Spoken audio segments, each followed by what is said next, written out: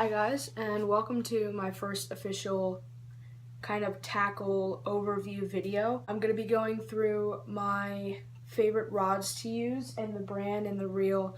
I'm going to be going over all of my types of lures that I love to fish, when I like to fish them, where, and how. So the first rod I'm going to start out with is an Garcia 6'6" medium heavy Vengeance rod. It is made out of graphite, and I'll get into the reel later, and I'm already loving it. It's very light. I'm usually going to be using this for flipping jigs by docks and maybe some jerkbait fishing. My other rod that I'll be getting into is hooked up with a spoon, and where I live it's pretty windy and people are throwing jigs, jerkbaits, and spoons in the windy cold winter weather. So the reel for this rod is an Garcia Pro Max 7.1 to 1 8 bearings reel, and it's, as I've tried it out for a couple days, it's very smooth. The drag is perfect. It's when you cast is nice and easy, and when you're reeling back in, it's super duper easy. So I really like this rod so far, and I'm looking forward to using it a lot this season. The only thing that I kind of have a problem with is whenever you're casting, make sure you get the right kind of line, because I tried a different type of line and it wasn't really casting well, as I found out. But now I have 8-pound spider wire on, so this casts so much better, and it's very strong and it works with anything. My second rod that I want to get into, first I'm going to do the reel, because the reel is the most important, and this rod is just an old one of mine that I decided to put the reel on. This is an Akuma Stratus V, and I have it with some 8-pound trilene on. I usually use this for spoons, so I'll be trying this out in a couple days here at our power plant. So I have this on this has a 6.6 to 1 gear ratio, and I have it on a Shakespeare Synergy Classic. This is an old rod of mine, but it still works out pretty well, and it's very light and it gives me great results. Third rod and reel that I want to get into is the Fluger President XT. It's very nice and it's very light. It's different than some of the other spinning rod setups I have. And the rod that I have is the Lightning Rod Shock. It's a very, very light rod with a nice cork handle on the back of it. And as you can see, I have a nice hook attached to it with my little swivel. I usually use this for worm fishing, like Senkos and flukes and swim baits. I know you're not supposed to fish, you're not supposed to fish swim baits with this rod, but I found it's very easy and very easy to cast. So I like using that. I just like the feeling of this rod when you're jiggling it through the water. It's very comfortable when you're holding it. It's very comfortable. And I just like it. It's just a great rod in general.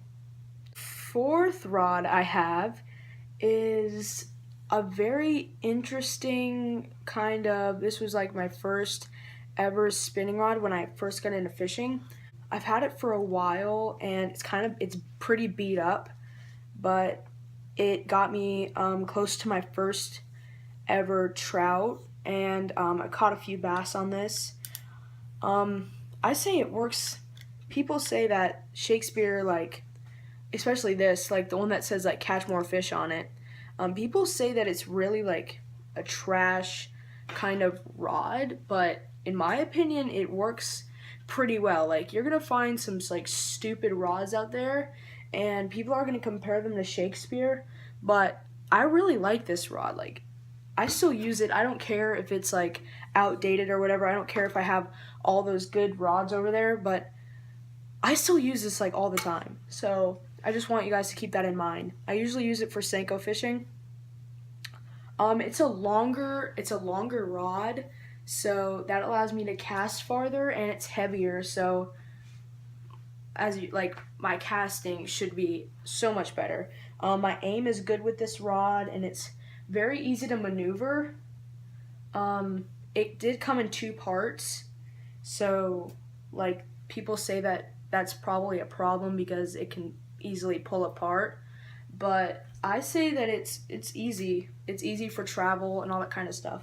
So a 100 to this rod.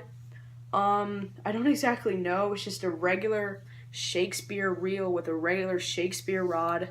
It's a spinning setup. So I really like this rod. So maybe if you just want to spend like a little bit of money and get this, if one of your spinning rods are broken, like I wouldn't judge you for sure. My next three rods are kind of like little, just if I want to just go fish for in like quick, like 5 minutes, I'll use these rods. They're very cheap. This one's also a Shakespeare. I heard, okay, so the Ugly Sticks GX2 rod is a very durable rod. Like, people may say, I just got that in my fan. And it breaks, so that shows you how durable it is, but this reel isn't at all bad. Usually for docks, I do this. Everything you want in a rod. You can definitely change the reel out. Like, you don't have to like keep this reel on if you don't want it. If you wanted something fancier, you can definitely change it out. The rod itself is very light, so it's very easy to cast.